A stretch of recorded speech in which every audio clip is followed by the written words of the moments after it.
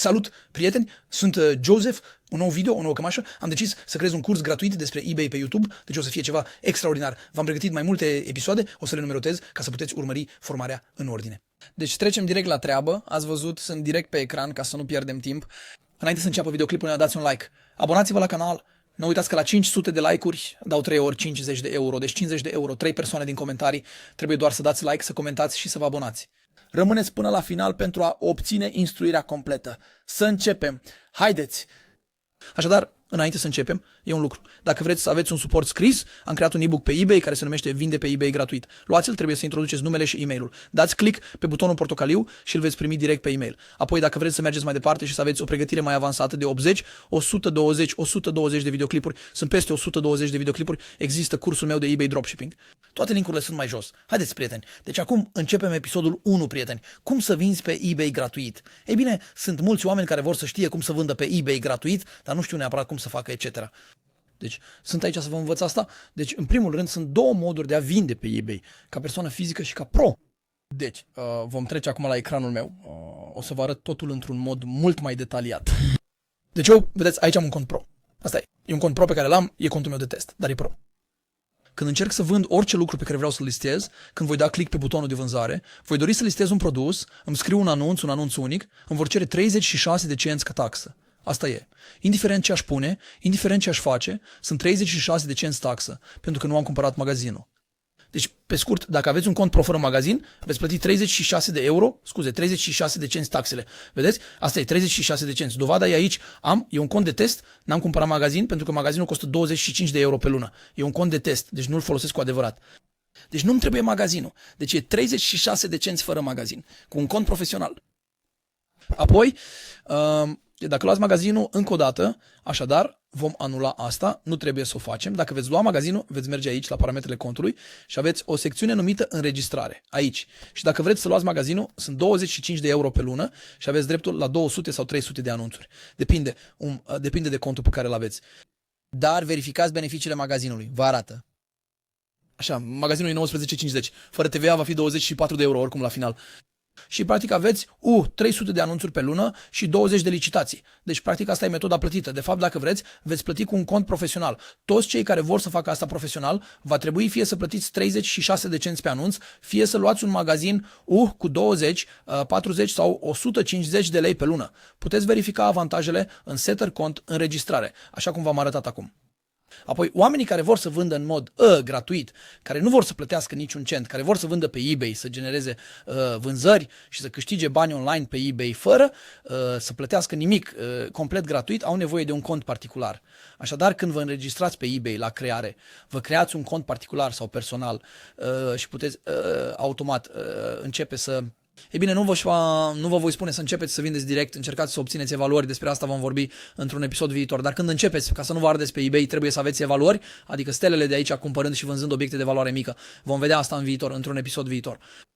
Apoi, fiți puțin turist, plimbați-vă pe eBay. Nu vindeți direct cu un cont cu 0 evaluări, pentru că puteți fi blocat. Deci obțineți evaluări, începeți. Și odată ce sunteți gata, veți vedea că atunci când mergeți pe tabloul de bord, pentru a obține acest tablou de bord de vânzător, trebuie să mergeți la ajutor și să tastați aici Hub Vânzător.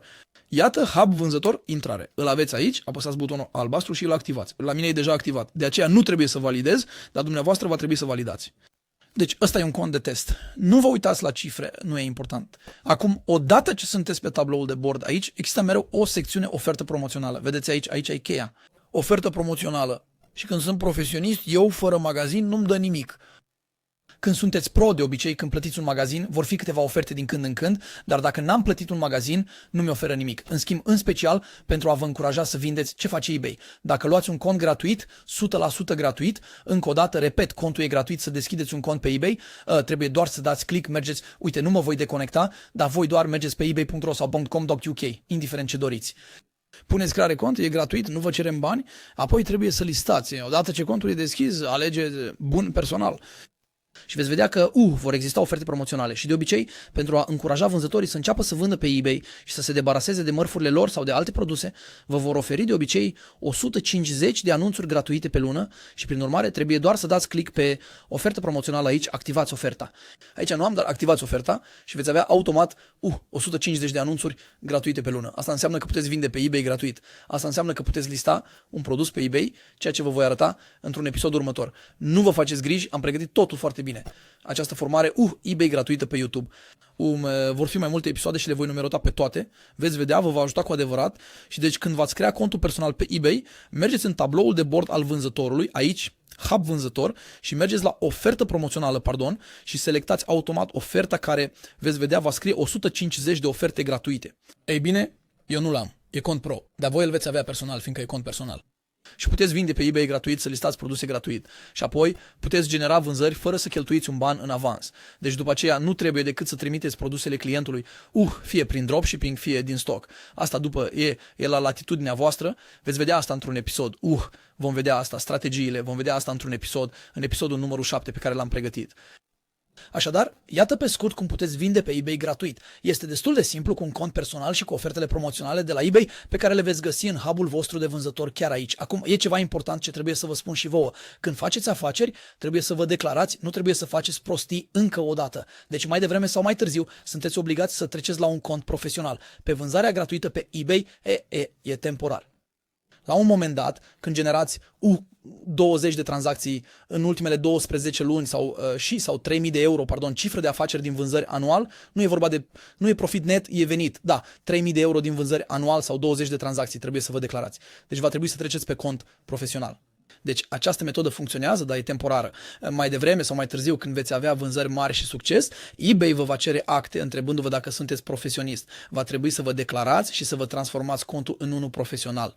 Așadar, e foarte important. Deci, cei care vor să înceapă gratuit pe eBay, e posibil cu un cont personal și oferte promoționale. Însă trebuie să știți un lucru, mai devreme sau mai târziu va trebui să vă declarați. Dacă depășiți 20 de tranzacții de 3000 de euro, va trebui să vă declarați și să treceți la pro. Așadar, e o metodă care merge, dar e doar temporară. Dar iată, încă o dată, repet, eBay e o nebunie. Nu o spun destul de des, e o nebunie pentru că au notorietate milioane de vizitatori. Nu trebuie să alergați după clienți, ei vi aduc. Deci voi trebuie doar să vă puneți produsele pe această platformă superbă și clienții vă vor cumpăra produsele direct. Deci, asta e super. Deci, vedeți toate produsele care sunt aici, oamenii nu au plătit să le pună, este gratuit pentru, aveți un magazin cu 25 de euro pe lună, dar apoi puteți, rentabiliza asta de 1000 de ori. Așa. Deci, avantajele platformelor ca eBay sunt că puteți atinge mii de oameni fără să cheltuiți bani pe marketing. Și sunt oamenii care vin la voi și nu voi mergeți la oameni. Așa. Deci, acesta este primul episod al cursului gratuit despre eBay. O să fac asta, o să partajez ecranul la toate episoadele. O să păstrez asta destul de concis, destul de succint. Deci nu uitați, dacă vreți versiunea scrisă a videoului, obțineți e-book-ul. Vindeți pe eBay gratuit. E gratuit, e primul link din descriere. Și dacă vreți să treceți la un alt nivel, aveți cursul eBay Dropshipping, care e o nebunie. Eu dau multă valoare pe YouTube, dar în acest curs vă garantez că sunt peste 120 de videoclipuri sau peste 100 de videoclipuri. E super tare. Sunt multe fișiere, documente Google și pentru cei care vor să urmărească. Deci, dacă aveți întrebări, aveți mail-ul meu sus în dreapta și răspund la toate comentariile de pe YouTube.